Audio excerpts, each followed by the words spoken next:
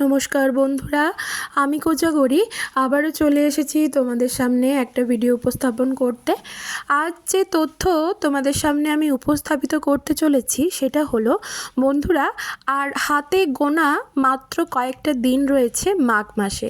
আর আমরা সকলেই জানি মাঘ মাস মা লক্ষ্মীর কতটা পছন্দের মাস। তাই এই মাসে, এই শুভ মাসে যে কোনো উপাচার ক্রিয়া যদি তুমি মন থেকে সম্পন্ন করতে পারো, ভীষণভাবে ফলপ্রদায়ী হবে। প্রচুর অর্থ লাভ করবে, বাড়ির নেগেটিভিটি দূর হবে চিরতরে। এমনকি তোমার শরীরের মধ্যেও যদি কোনো নেগেটিভ এনার্জির বাস থেকে থাকে, তবে তাও চিরতরে সরে যাবে তোমার জীবন থেকে। আশা করি আমি বোঝাতে পারলাম। তো এই সংক্রান্তই একটা ভিডিও এখন তোমাদের সামনে উপস্থাপন করতে চলেছি।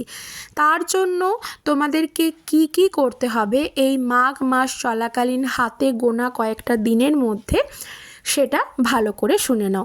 প্রয়োজন হলে একটি কাগজেও লিখে নিতে পারো। সব কিছুই জানাবো, তো চলো তার আগে একটু ইন্ট্রোটা দিয়ে ফেলি। বন্ধুরা, আমি ওমের মা চ্যানেলে তোমাদের আবারও সুস্বাগতম। আশা করি বড় মায়ের কৃপায় সকলে খুব ভালো আছো, সুস্থ আছো। আমিও ভালো আছি। বন্ধুরা, যে কাজগুলি করতে হবে তো চলো একটা একটা করে বলি, শুনে নাও। বন্ধুরা, 1 নম্বর সেটা হলো যে কোনো মন্দিরে, তোমার বাড়ির পাশে, তোমার বাড়ির ঠাকুর ঘরে কিন্তু না, হ্যাঁ, যে কোনো মন্দিরে, তোমার বাড়ির পাশে যে কোনো মন্দিরে একটি ঘিযুক্ত প্রদীপ প্রজ্বলন করে আসো এবং প্রদীপটি সহকারে সেই মন্দিরের, যে ভগবানের মন্দিরে তুমি যাচ্ছ, সেখানে সেই ঘিযুক্ত প্রদীপ সহকারে তুমি তোমার মনস্কামনা জানাতে জানাতে আরতি করো, ঘিযুক্ত প্রদীপটি হাতে রেখে। বোঝাতে পারলাম? মনস্কামনা জানাতে জানাতে তুমি আরতি করো। ধরো তোমার মনস্কামনা এমনটা, আমি একটা উদাহরণস্বরূপ বলি, যে তুমি অনেক কষ্ট করে পড়াশুনো করেছো, তুমি একটা ভালো চাকরির আশা করছো, ঠিক আছে? তো এটাই মনস্কামনা জানাতে জানাতে ভগবানের কাছে তুমি মনের মধ্যে তোমার পজিটিভিটিটাকে কাজ করাবে। যে পজিটিভিটিটাকে কাজ করানো মানে আমি এটাই বলতে চাইছি, তুমি মনের মধ্যে এটাই মানবে যে তুমি যে উদ্দেশ্য সফল হবার জন্য এই প্রদীপটি প্রজ্বলন করেছো, তুমি মনস্কামনা জানাচ্ছ, সেই মনস্কামনা তোমার পূরণ হয়ে গেছে। বোঝাতে পারলাম?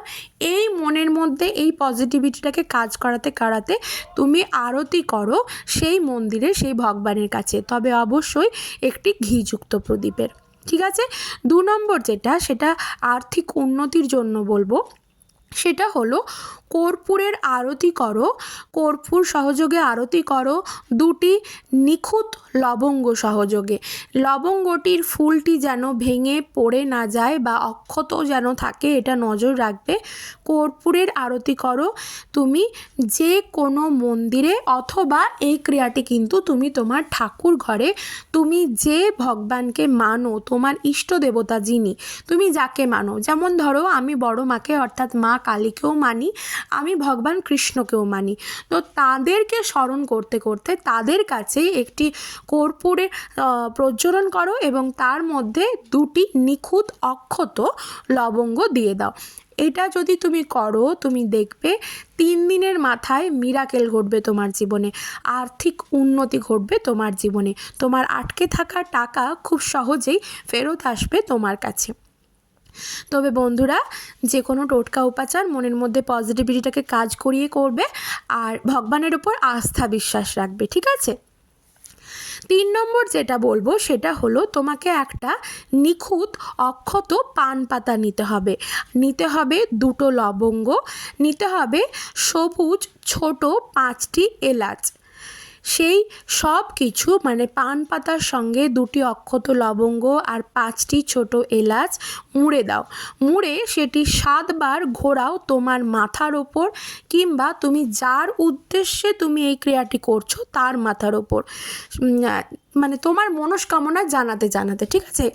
মনস্কামনাটা কার কাছে জানাবে না? বড় মায়ের কাছে, অর্থাৎ মা তারার কাছে, বড় মায়ের কাছে তুমি তোমার মনস্কামনাটা জানাও। ধরো কোনো মানুষ অসুস্থতায় ভুগছেন, তোমার বাড়ির কেউ, তো তোমাকে কি করতে হবে, এটা তার মাথার ওপর করতে হবে। পান পাতাটা নেবে, গোটা অক্ষত পান পাতা, তার মধ্যে 2টো লবঙ্গ নেবে আর 5টা ছোট এলাচ নেবে, দিয়ে সেটিকে মুড়ে ক্লকওয়াইজ, অ্যান্টি ক্লকওয়াইজ নয় কিন্তু ক্লকওয়াইজ সেটা মুড়ে 7 বার তার মাথার ওপর ঘোরাও। এই ক্রিয়াটি তুমি তোমার সাথেও করতে পারো। তারপর তুমি সেটা একটা প্রবাহিত জলে ভাসিয়ে দাও বা কোনো প্রতিষ্ঠিত পুকুরে ভাসিয়ে দাও, ঠিক আছে? যখন ভাসাতে যাবে বা ভাসিয়ে দিয়ে যখন তুমি বাড়ি ফিরবে তখন কিন্তু পিছন ফিরে আর তাকাবে না। তুমি দেখবে সেই সমস্যার সমাধান ঘটে গেছে 24 ঘন্টার মধ্যে। এটা একেবারে দৃঢ় সত্য কথা। এর দ্বারা কিন্তু নজর দোষও কেটে যায় বন্ধুরা। আচ্ছা, 3টে বললাম। 4 নম্বর যেটা, সেটা মাঘ মাস চলাকালীনই করতে হবে। সেটা কি না, তোমার ধরো তোমাকে কোনো মানুষ দেখে, তুমি অসুস্থ ছিলে, তোমাকে কোনো মানুষ দেখে হঠাৎ করে বলছে, বাহ তুমি তো এখন বেশ ভালো আছো, চোখ মুখ দেখে বেশ ভালো লাগছে, তার মানে কি তোমার ওপর নজর লাগছে।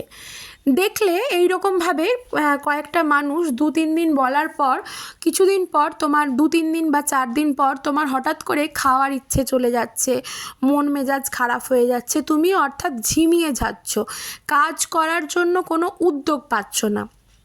তার মানে কি বলো তো, তোমার মধ্যে নজর দোষ লেগেছে, কোনো নেগেটিভ এনার্জির প্রবেশ ঘটেছে তোমার শরীরের মধ্যে।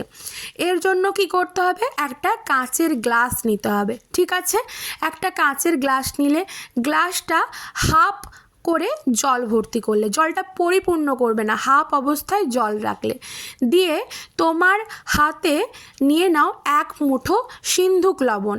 এটা সিন্ধুক লবণ হলে ভালো হয়, সিন্ধুক লবণ না থাকলে তুমি কি করবে, তুমি বাড়িতে যে নুনটা খাও, সাদা নুন হলেও চলবে, তো চেষ্টা করবে সিন্ধুক লবণ নেওয়ার, সিন্ধুক লবণে কাজটা ভালো হয়। 1 মুঠো সিন্ধুক লবণ নিয়ে সেই কাঁচের গ্লাসের হাফ করা যে কাঁচের গ্লাসটা ছিল জল রাখা, সেই গ্লাসের মধ্যে সেই নুনটা রেখে দাও। তার পাশে একটি বোতল ভর্তি করে, যেটা তুমি সবসময় জল খাবার জন্য ইউজ করো বা খাও, রাত্রেবেলায় তো মাথার কাছে একটা জলের বোতল থাকে, সেই জলের বোতলটা ঢাকা লাগানো অবস্থায় রেখে দাও।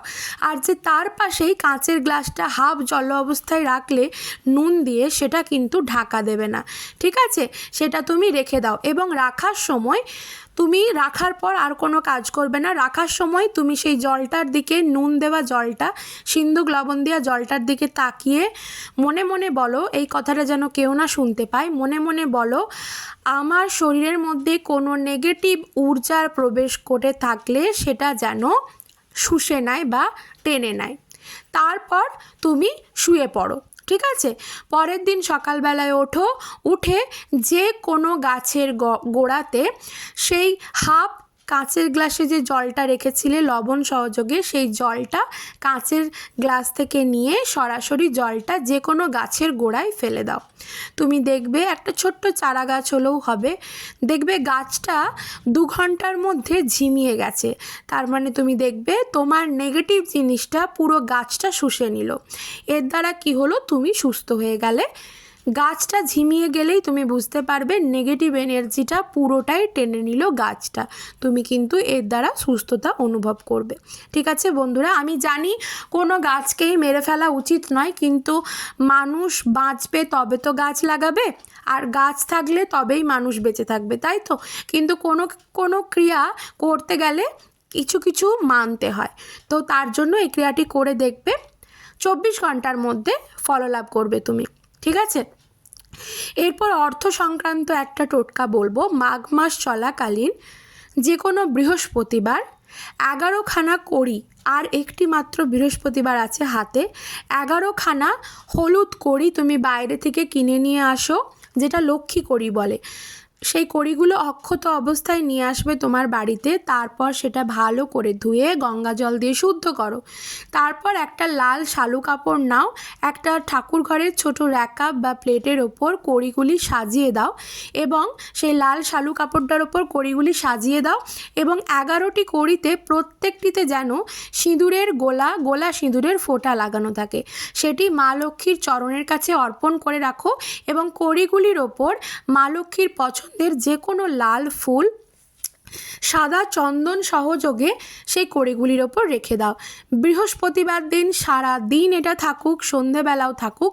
শুক্রবার সকালে তুমি যখন নিত্য সেবা করার জন্য ঠাকুর ঘরে প্রবেশ করবে, মা লক্ষ্মীর চরণ থেকে নিয়ে নাও সেই 11খানা কড়ি, আর যে লাল শালুটা রেখেছিলে তার মধ্যে শ্রীং মন্ত্রটি সহযোগে 3টে গিট বেঁধে দাও। গিট বেঁধে তোমার টাকা রাখার যে জায়গা সেখানে রেখে দাও।